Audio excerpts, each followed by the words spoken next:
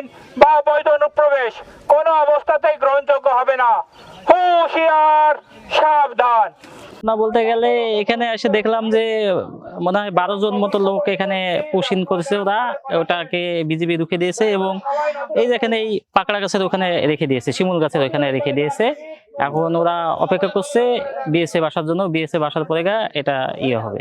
কিছু মানুষ তারা পার করে দিচ্ছে এপারে, তো আমরা বিজিবি জানাইলাম, বিজিবি সহ আমরা ওদের রুখে দাঁড়ানোর জন্য। ওরা এখন আপাতত এখানে আছে, ওই বিজিবি আর ওই পারের হচ্ছে বিএসএফ আসবে, মিটিং হবে, তারপরে হয়তো তাদের একটা সমাধান হবে। ভারত থেকে এখানে লোক অবস্থান করেছে, এজন্য আমরা আসলাম, আসি দেখছি যে ওই পাটের ভের মধ্যে ওরা লোক অবস্থান করে আসছে।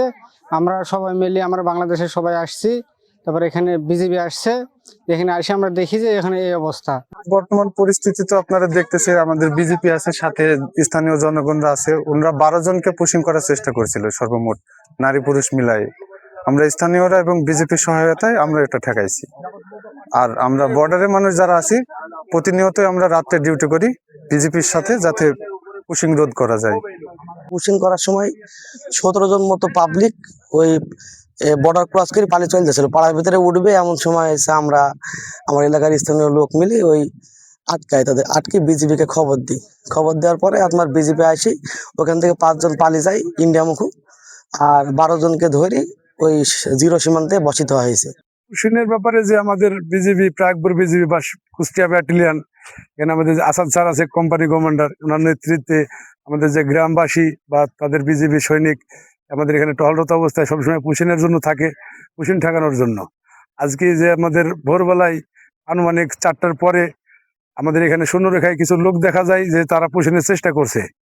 এরপরে আমাদের গ্রামবাসী বা আমাদের প্রাগপুর বিজেপির পক্ষ থেকে তাদেরকে এসে এখানে আটক করা হয়, সীমানার অতিক্রম না করতে দেওয়ার জন্য। ভারত থেকে একটি বহিরাগত লোক বাংলাদেশের মাটিতে প্রবেশ করতে পারবে না।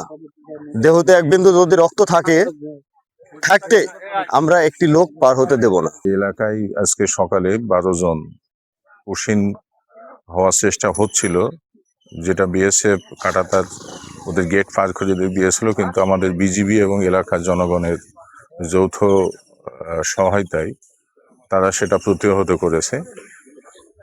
আর যেদিন থেকে এই পুশিং হচ্ছে সেদিন থেকে আমরাও বিজিবির যখন যেখানে যেটা প্রয়োজন, যেমন বিভিন্ন জায়গায় মাসান করে দিচ্ছি তাদের বসার জন্য, এলাকার লোকজন তাদের সঙ্গে থাকছে, তাদের সঙ্গে রাত্রে পাহারা, আমরা এখানে পাহারাও করছি।